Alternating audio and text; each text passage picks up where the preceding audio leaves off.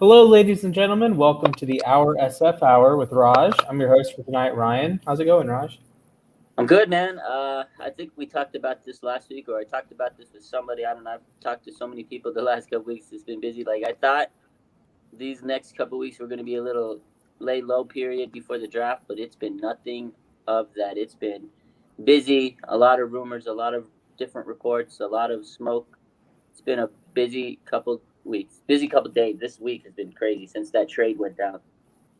Absolutely. And it's probably the highlight of the off season outside of the two massive, like the Wentz trade and the Goff Stafford swap. Like outside of that, I think this is like the biggest news. I think it's bigger than any free agency signing. Yeah. This is a franchise altering move for San Francisco, and it's something that even helps out Philly and even helps out Miami in a little bit.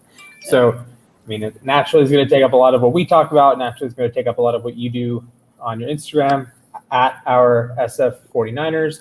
It's going to take a lot of my time with U Stadium. So it's fascinating. And I guess that's what we're going to be talking about, not only today, but the next couple weeks leading up to the draft. Yeah.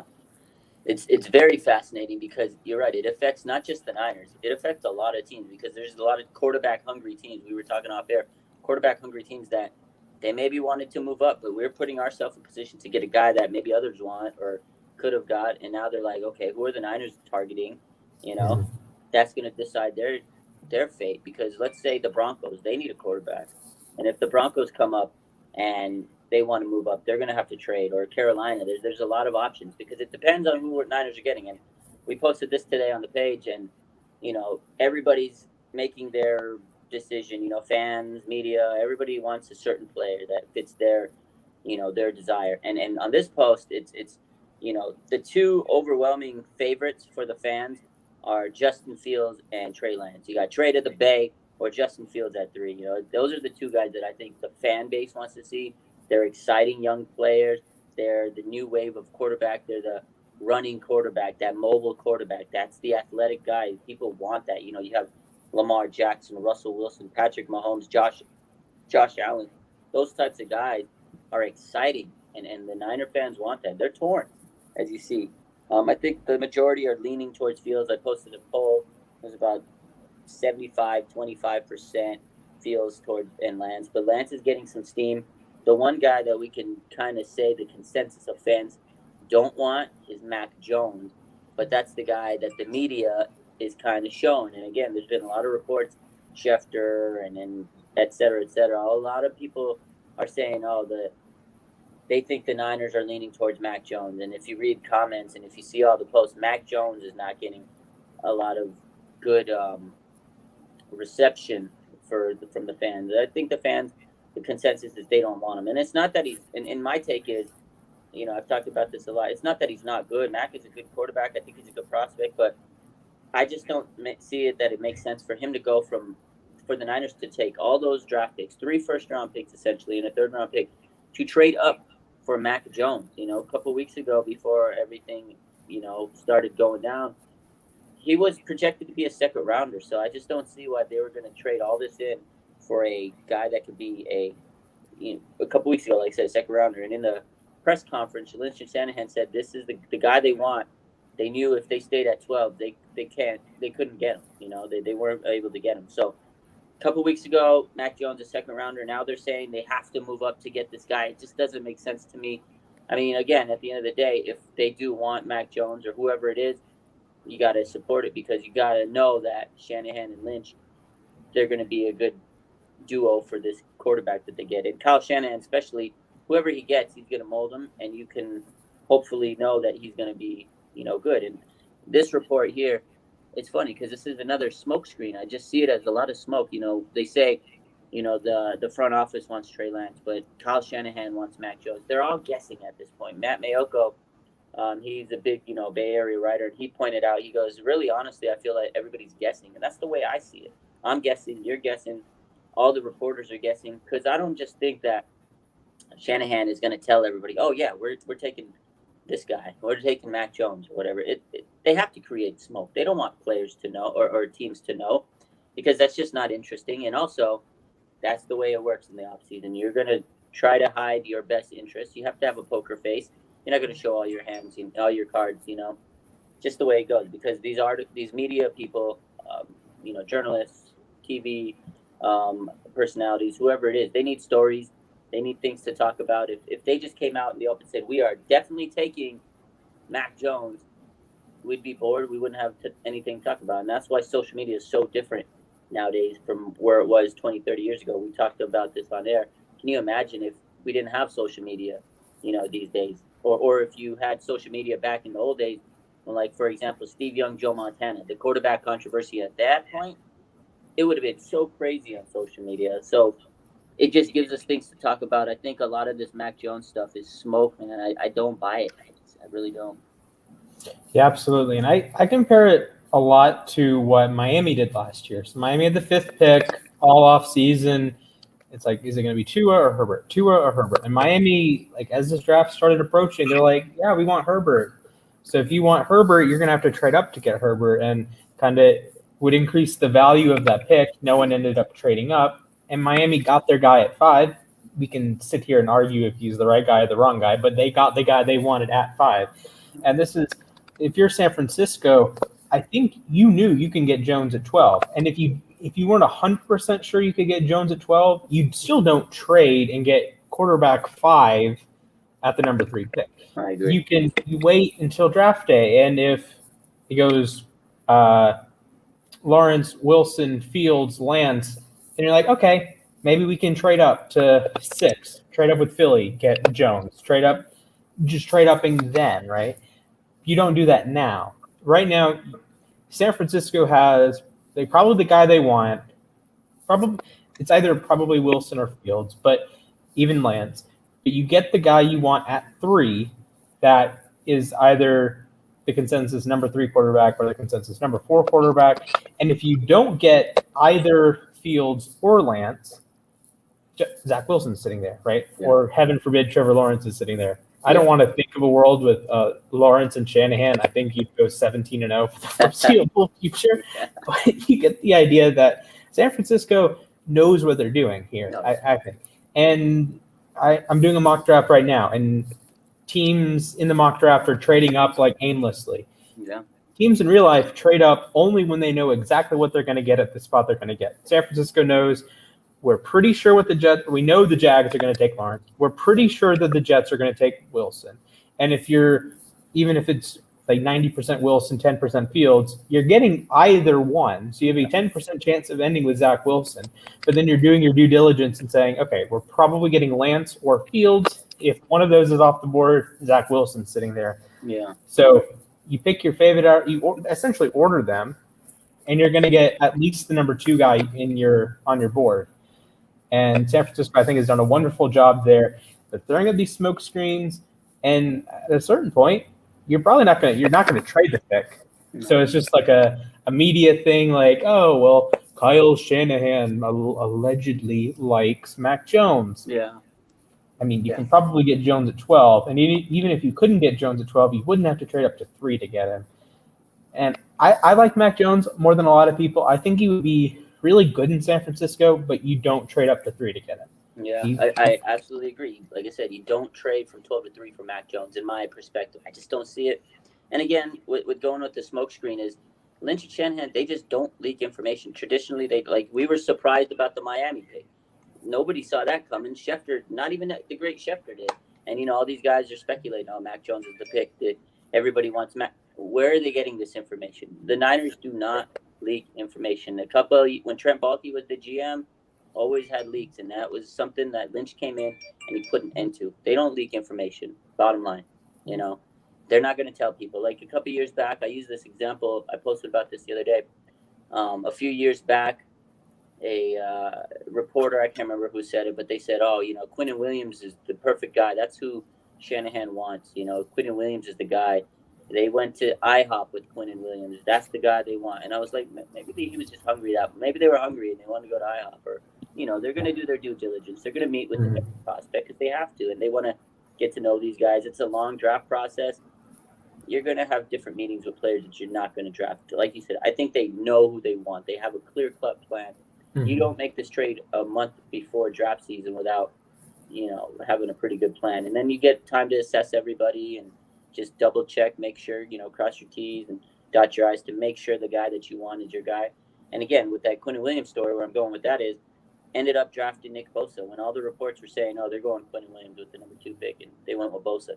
So everybody's sitting here saying, oh, yeah, they're going Mac Jones with the number 3 pick. They went to his pro day. Everything points to Mac Jones. My likelihood, my gut is telling me, okay, they're not going to even take Mac Jones. They're going to take somebody else, probably Justin Fields. It just feels like that same situation where everybody is sitting here and telling you, oh, it's going to be this guy, it's going to be this guy, and it's not going to be this guy. Even last year, everybody knew they needed a receiver. They were going to make a move for a receiver. Everybody, CeeDee Lamb, Jerry Jeudy, Henry Ruggs, all the quarterbacks, even Justin Jefferson, every wide receiver, like in the top 5 was being mentioned, except Brandon Ayuk. Nobody mentioned Brandon Ayuk, and then all of a sudden, here comes Brandon Ayuk, and they trade up and get him, and everybody's like, oh, I didn't see that one coming. So that's kind of how I feel with Lynch Shanahan. They don't leak anything. They really don't. There's my boy, Brandon Ayuk.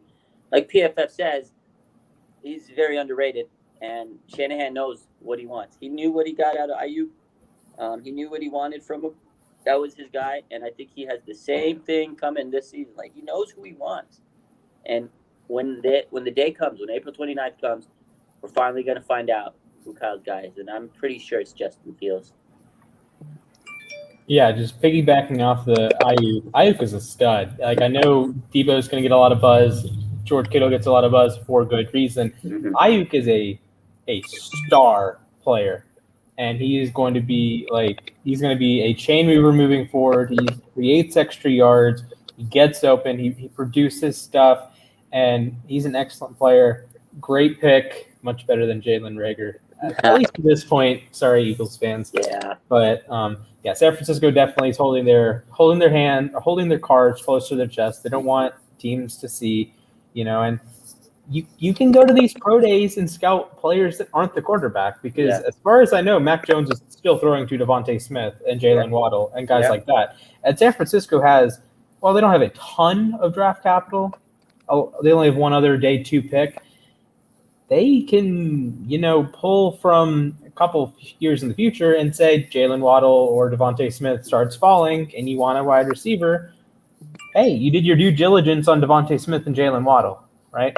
You did your due diligence on the rest of the Alabama team. It's not just Mac Jones at the Alabama Pro Day.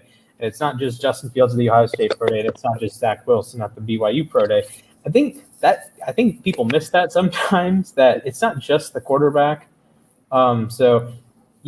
If the 49ers draft any Alabama player, probably helps go to the pro day, right? Yeah. They probably don't take Jones. I would be surprised if they take Jones, but you can still draft, Dickerson with the 11th pick in the second round, or you can go, the center, Landon. It's Landon Dickerson and Alex Leatherwood. That's right. Yeah.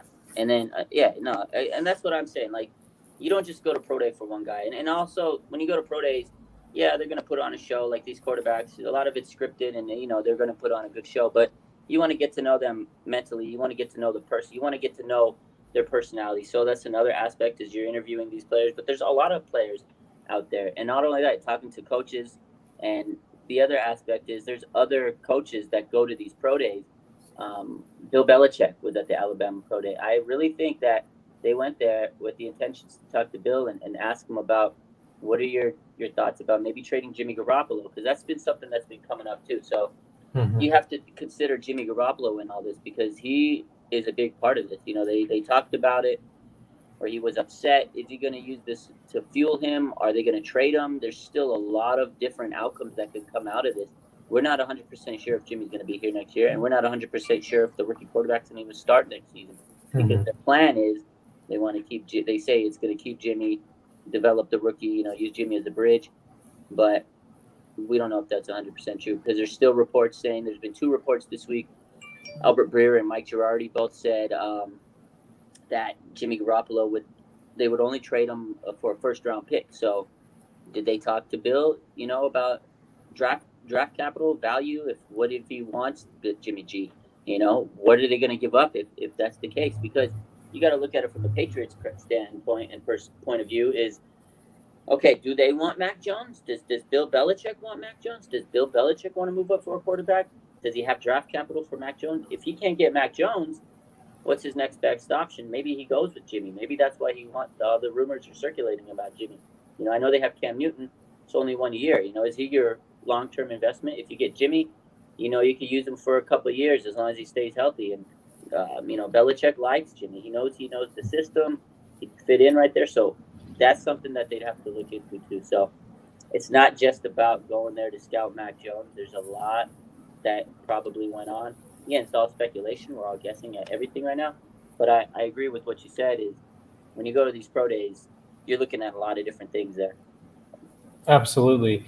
And this can be the San Francisco and New England talk, but there's also a universe that Jimmy Garoppolo plays with his hair on fire like Aaron Rodgers did. Now I don't think Jimmy Garoppolo is quite as good as Aaron Rodgers. We can have that conversation another time, but there's a chance Jimmy Garoppolo comes out and plays like a really good quarterback. He could be a top 10, top 12 guy. He's had some games in his career that sometimes it's the Shanahan system, but Jimmy makes a lot of good throws. Yeah. Right. San Francisco is a pretty popular team. They're on national TV quite a bit, especially when I'm out here in Arizona.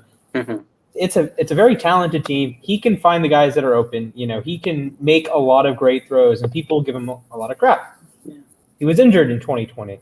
In 2019, say what you will, he only had 13 interceptions. He did this, he did that. He made a lot of impressive throws. He helped George Kittle become all-pro caliber tight end, best tight end in the league by my estimation. He helps Debo. He helps Ayuk. Play action game works. And it's hard to separate between him and Shanahan. I get it, but I think Garoppolo is a good quarterback in the NFL, and it's hard for me to – there is a universe that, say, San Francisco takes Justin Fields at 3. There's a universe that Fields doesn't play because Garoppolo plays really well this season. Yeah. We've seen it with Rodgers, and we've seen it with Alex Smith. Mm-hmm. He played at a borderline all-pro level in 2017. It's like Alex Smith, all-pro level? Yeah, it happened. Go watch the games.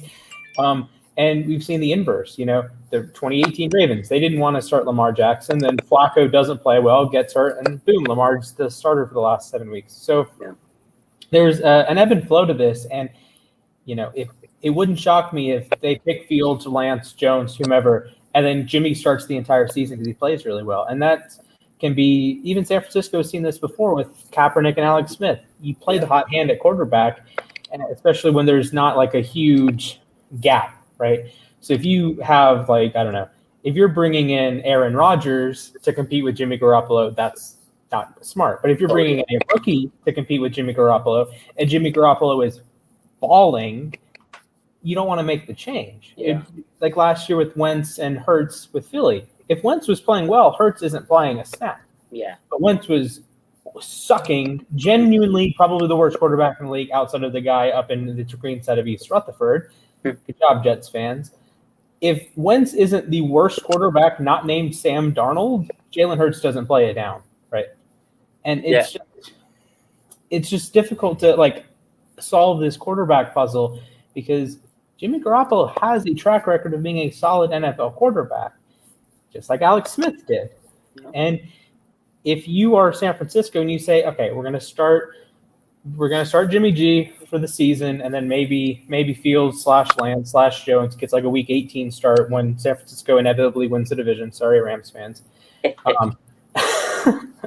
So if San Francisco is in a spot that they can play their backup, their rookie quarterback week 17, week 18, I think they would do that and see, hey, look, let's get a glimpse of the future. Let's see if Fields /Lance /Jones can lead our offense moving forward. And then you have a team that makes the playoffs. I really expect San Francisco to make the playoffs. I have money on them to win the division because that's a pretty good bet. But, you're talking – I think Jimmy can be a really good quarterback this year. Yeah, I agree with that, and I've touched on this a couple times live and a couple takes on that. So, the rookie that they're going to bring in is definitely going to fire him up. Competition breeds success. He's going to come in, chip on his shoulder, and if they keep him around and they don't trade him, because, again, they're posturing, they're saying, hey, look, we want a first round for Jimmy. Whether teams believe that or not, it's to be determined. And if they don't trade him, Jimmy's the starter, and he knows the system. He's played well. He's won games with Shanahan.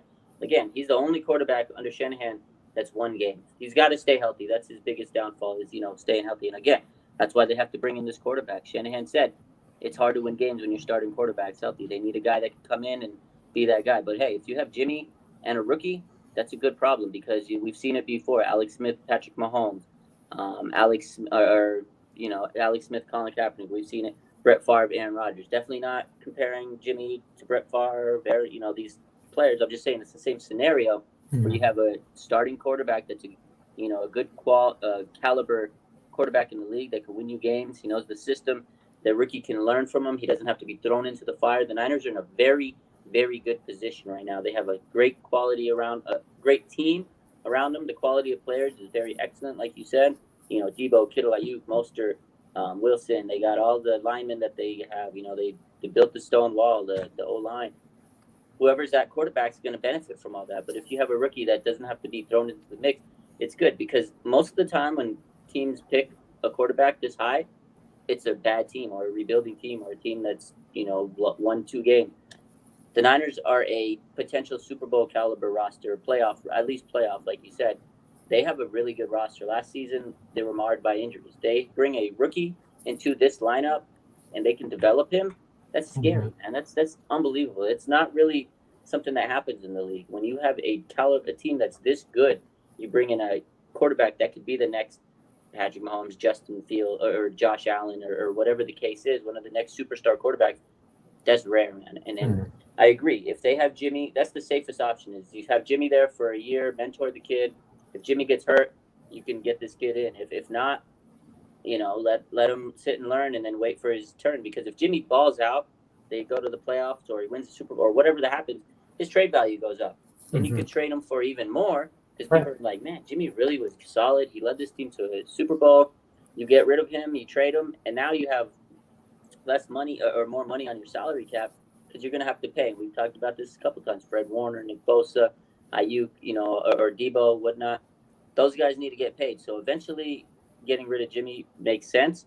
But I think this season it makes sense to keep him, let the rookie learn from him, and go from there. Because otherwise, you really are kind of limited in backup quarterbacks or veteran quarterbacks to teach, whatever rookie you have. Jimmy knows the system. He just knows it. Where if you bring in someone else like a Gardner Minshew, they'd be learning the system just like the rookie. So it doesn't make too much sense for me. And again, Jimmy wins. It's going to piss him off. He's going to play angry. Even Shanahan said he plays better when he's pissed off. So, right. Yeah. Yeah, in recent NFL history, it's been these guys on rookie deals that are taking their teams to the Super Bowl. We saw it outside of Brady. Of course, Brady's the outlier in almost every way. Yeah. Mahomes, 2019, 2020, still on his rookie deal. Garoppolo is a little bit of an outlier. He got paid, but he'd only played like, I think that was his first full season, right? 2019 was his first full season as a starter. Yeah. 2018, Goff's in his 3rd year, and then Brady, of course, is the outlier. 2017, Wentz, check. I'm going to call it Wentz, but Wentz was in his 2nd year. That's rookie deal. And then Brady, of course, again, is the outlier. So, and even, again, 2016, you have the outlier in Brady and Matt Ryan, who's one of the only the very rare case that you pay a guy the 2nd, 3rd time, and he's still there. So, and you look around the league, and the really great teams are either like these, like Brady, right? You have Mahomes, who just got a huge contract. Yeah. You have Josh Allen, still on his rookie deal. The Ravens with Lamar Jackson, still on his rookie deal. Everyone loves Arizona. Kyler's on his rookie deal. Like what else do you want? Yeah. With San Francisco, you have this unbelievable roster. Like, if you just take quarterback out of the equation, I'd be hard-pressed to find a better roster in San Francisco outside of maybe Tampa. I really love what Tampa does. Yeah. Like, San Francisco is an elite tier roster, and quarterback's probably the only down spot. And even then, Jimmy Garoppolo is a perfectly fine quarterback for the most part, and you're going to have a superstar caliber guy at quarterback, at least superstar potential guy. I think with whoever you end up with, because even if it's Mac Jones, you have the pieces around Mac Jones that he can be very successful. Like, people talk, oh, he's a game manager, oh, he's this, oh, he's that. You still have Debo, Ayuk, Kittle, a great running game. Yeah. If there's a place for Mac Jones to succeed, it really is San Francisco. I agree. Well, any one of these quarterbacks, really, and I said this earlier, is really whoever they get, is going to succeed because you have Kyle Shanahan. And I said this a couple days ago live, and Colin Cowherd said the same, pretty much the same. We kind of echoed each other. It was funny because I said it, and then I heard him say, I was like, man, he's literally thinking the same thing. So basically he said, Trevor Lawrence, of course, is going to be the number one quarterback coming out of this draft class when we look back at it. That's what everybody pretty much thinks. The consensus is Trevor Lawrence is the guy. He's going to be a generational talent, probably going to be a Hall of Famer. Everything works out, and he lives up to his hype and everything. Behind that, the second best quarterback in this draft class is going to be whoever the 49ers draft because of Kyle Shanahan. Like, I really feel that. And it's not just saying Kyle Shanahan's a legend. He just knows how to develop, and not only that, but he has a talented roster waiting for a quarterback. You're falling into this perfect situation where you, like you said, Kittle, Ayuk, and Debo, and they just have a good position, And then not only that, defense, they have Fred Warner and Nick Bosa, and they have a great roster. Really hard pressed, like you said, to find teams that are better top to bottom from roster. I'm sure you can sit there and make the case and say, yeah, Tampa Bay's better, et cetera, et cetera. There's just some really good teams, no disrespect to them. But the Niners roster, they didn't have injuries last season. I'm pretty sure we would have made the playoff. So it's a good position to be in, and whatever they do, I think will be great. But going back to everything we said from the beginning, from the top of the hour, is it just doesn't make sense to take Mac at 3. No, it doesn't, because he's a guy you can get at 12. And if you don't get him at 12, you don't have to trade up to 3 to get him. You can trade up to – I don't think Cincinnati would trade down, but Philly – you saw Philly actually traded down from 6. That happened in real life. So why wouldn't they trade down again to 12, which they ended up doing again in real life? I think Philly wants to target a receiver because they messed up last season on the regular. I think they're going to try to – they put themselves in position because somebody's going to drop in this draft.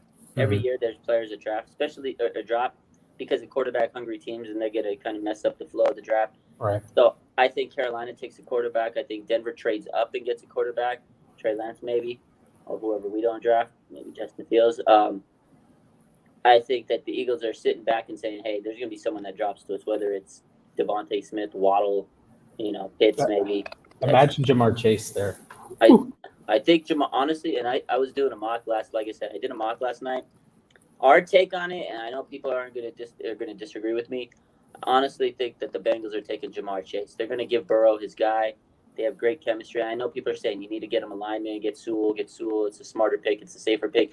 And I agree it is. But I think you got to make your young franchise quarterback happy. Give him a weapon like that. Because when you have a wide receiver like that, it takes pressure off the offense just like a lineman. Of course, he's not going to be up front blocking in the trenches. But it does make sense to me in certain ways. I do think the safest, smartest pick is to get Sewell. But I have a feeling that they're going to draft Jamar Chase, and everybody's going to be pretty surprised except me. Yeah, I of course, I'm in the division with them, so I kind of know how they operate, and they barely address the offensive line every year. Yeah. I am still shocked that Josh Jones is not wearing a Bengals jersey. They had the 33rd pick, didn't take him. 65th pick, didn't take him. Now he lands in Arizona. It's like, I know. He's going to be a star in a couple years. I agree. Cincinnati, what drugs do you take in your war room? Like, I know. what? You have this guy. Now, granted, I had Josh Jones as like right there with Becton as like offensive tackle 4, but I get being lower on him, but he's still a slam dunk pick. I think at 33 or 65. Yeah. But I do with the Bengals. I understand both the Sewell party and the Chase party. But remember, it's more than a one-round draft. You can there's talented offensive tackles. So if you don't get Sewell, you can get a talented guy on day 2. Yeah. That's fine. Some of them are going to drop. You have Christensen from BYU, Leatherwood from Alabama, Radens from North Dakota State. You have a lot of guys that are going to be fringe first-round guys. They're going to fall to the top of the second because Mac Jones is going to go in the first round. Trey Lance is going to go higher than you think he is. And you have 3 and 5 quarterbacks probably in the top 8 or so. So that's going to artificially push down guys that were fringe first-round guys into the top of the second round. Yeah. So Cincinnati can get one there. But the other place that the draft is really deep in is wide receiver. So if you go Sewell, then you can get, Amon-Ra St. Brown in the second round. But if you go Chase, you can get Jackson Carman from Clemson, Leatherwood.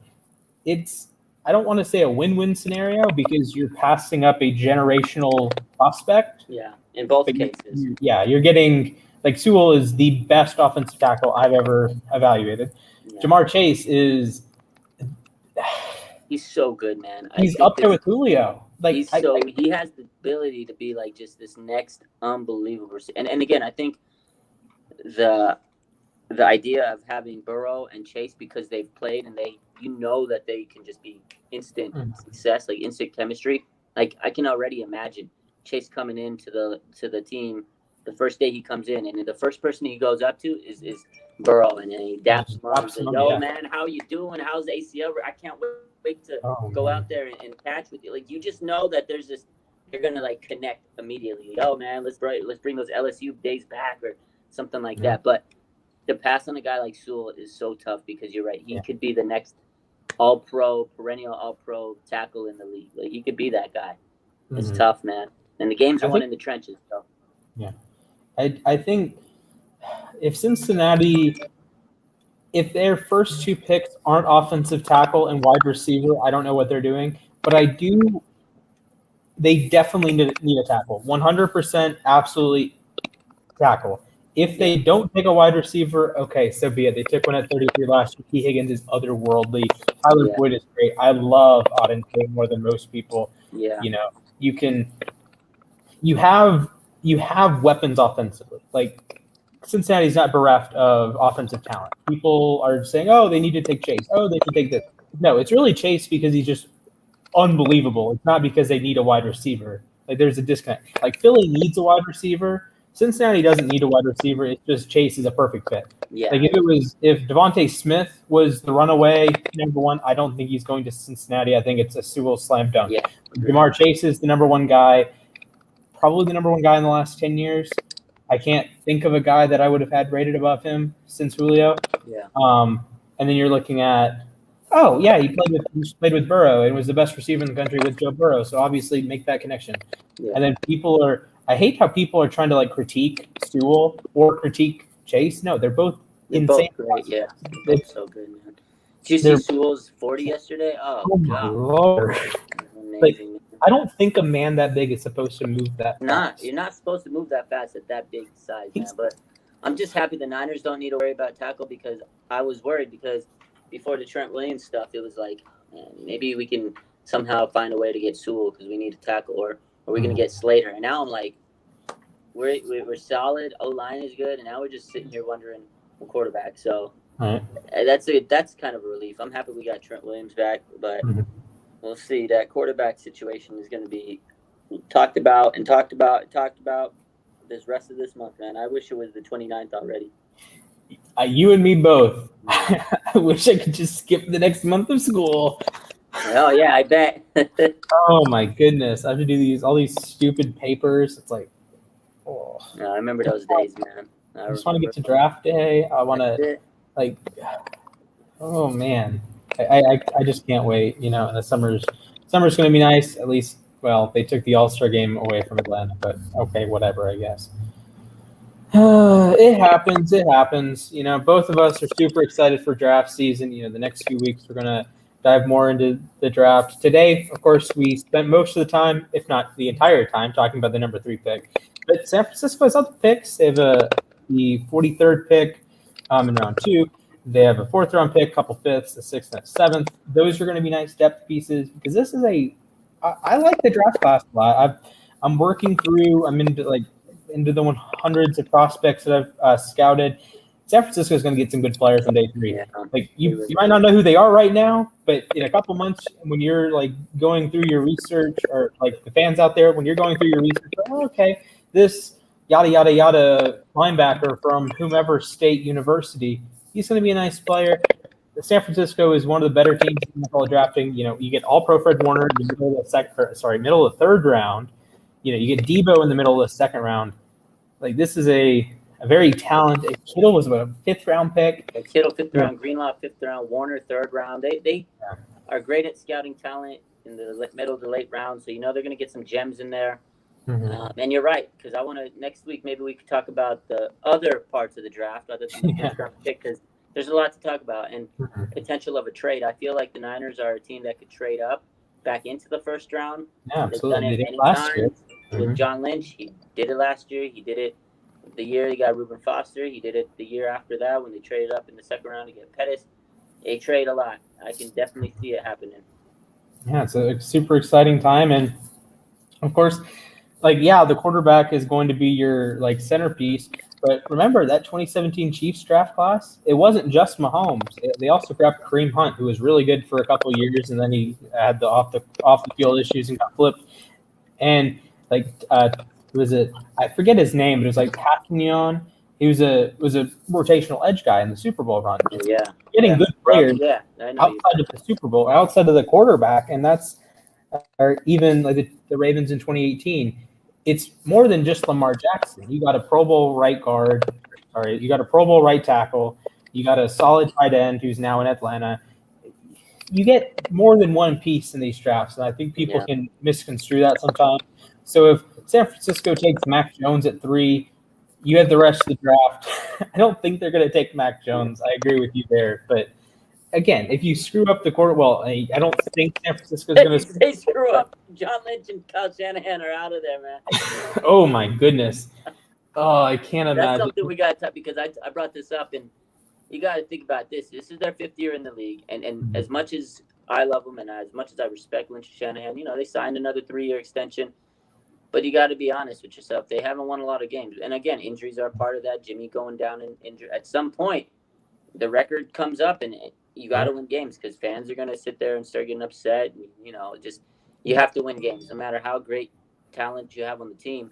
At some point, you got to figure out, and that's why I think they knew they had to make this move. They had to make this trade because a quarterback can develop in 3 years. That's where you kind of see, okay, this was the right pick. It takes about 3 years to really hit on that pick.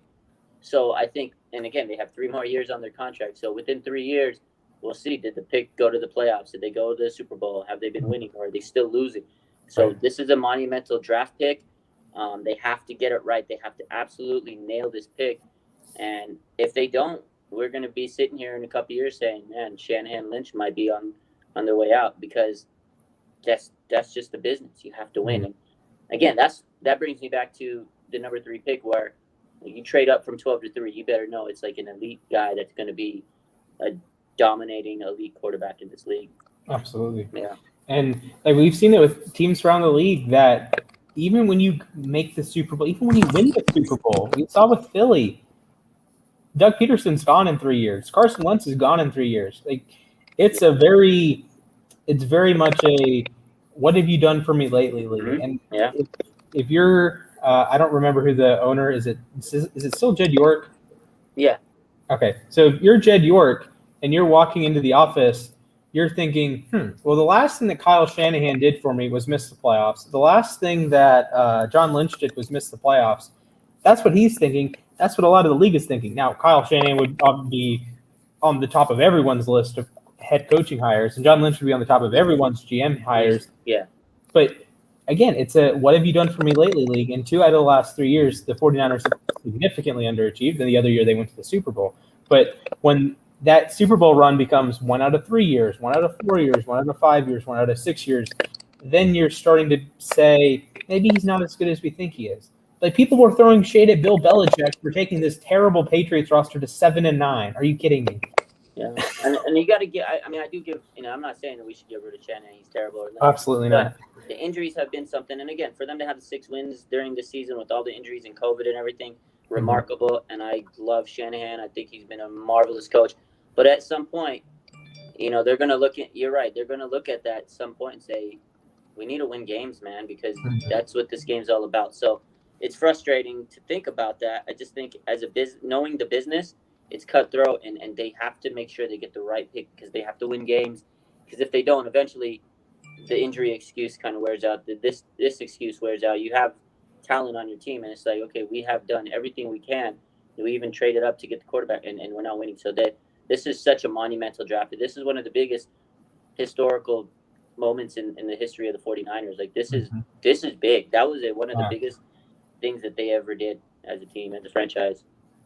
We talked about last week, I think I said on the broadcast that San Francisco immediately becomes the foremost dynasty if they get the right quarterback. Get the right quarterback, yeah. You have a very real chance of doubling your Super Bowls with the right quarterback. They really, and again, they know they have to hit this right because you either if you draft a bust, you fall on your face. If you draft the guy that can win you Super Bowls, genius. Lynch and Shanahan go down in the history books. Yeah, you're talking gold jackets. Yeah.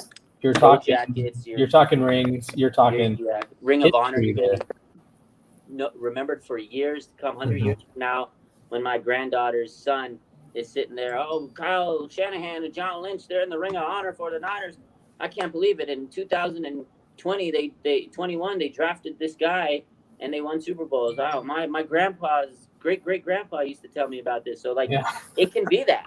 Yeah, it really can. Or it could be the flip side of, oh man, you remember when the Niners drafted that guy Mac Jones and they totally fell on their face? Then you're like, remember that one random year that the 49ers went to the Super Bowl and they did nothing for the next 20 years? Yeah, exactly. So this is monumental, man, and I hope they get it right. I have faith, though. I know Lynch and Shanahan have done a masterful job since they've been here.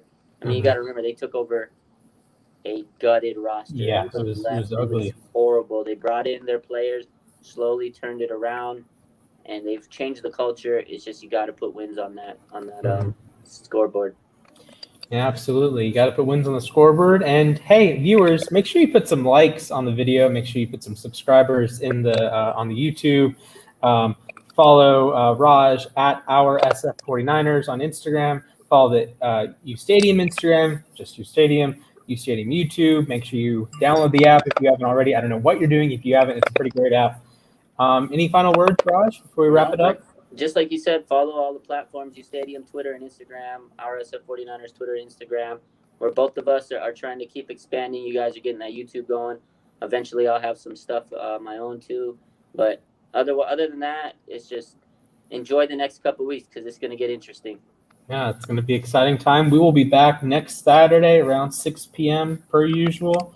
Thank you for joining me, Raj, and we'll be back next Saturday.